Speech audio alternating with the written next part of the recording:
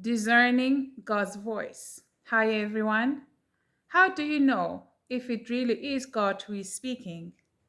Because the enemy knows how to disguise himself. And the enemy is good at disguising. So, how do you know if it really is God who is speaking? When I was young, my friend had an identical twin sister, okay? So now in the beginning, it was very hard for me to tell them apart. Like they looked alike, like so I remember many times like we would be all together, all three of us, and I'd be looking at the both of them. And in the beginning, all I saw was similarities. I just saw how similar they carried themselves. Like they were so like they were painfully the same. And I was just trying to figure out like what's different, but all I was seeing was just sameness. So as time went on, I naturally gravitated to one of them. Okay, so now let's call her Sue. So I gravitated towards Sue, but it was the energy she carried, her aura. So I sort of like bonded with her. So I quickly learned like that it was Sue. I was more in tune with than Lee. I don't know, let's call her Lee, okay? So what happened was I began to spend more time with Sue to the point where when I went to her house and one of the twins would open the door, I'd automatically ask, like, hey, how you doing? Where is Sue? It was at a point where I was no longer confused, but it was because I had spent so much time with Sue that I could tell her apart from Lee.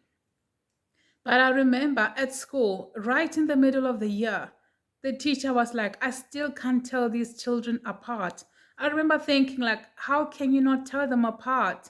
They are really different. I know they are the same, but they are so different. Like, look at them, like, take your time, look at them. They are different. And like even the other children at school would ask me, like, how do you know who is who? And I told them that only one of them is my best friend. They're like, okay, how do you know which one is your best friend? And I'm like, take your time, look at them. And they would look at them and they'd be like, they look the same. They're like, the more they tried to tell them apart, the more they look the same. So for me, I was able to win because I spent more time with Sue than I did with Lee. And even from the very beginning, like I said, it was the aura that she carried. It was nothing physical. So that it was nothing physical that connected me with her. Okay, we connected on a much deeper level, meaning was I blindfolded? And now the girls had the same voice.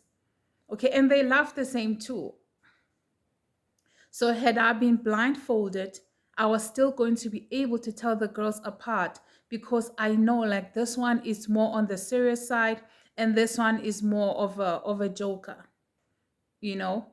So, yeah, that's how it was for me. That's how it was for me. So, I thought it was the best example to explain that um, as we spend time with the Lord in prayer, in worship, and in reading the word, we are connecting more and more with the Lord, more and more with the Lord. The Bible says, pray without ceasing. It is true. But at some point, there will be breaks in between. Those breaks in between, that's when we should be able to connect with the Lord through worship and through praise. That's why I always encourage that in our homes, they should always be playing gospel music.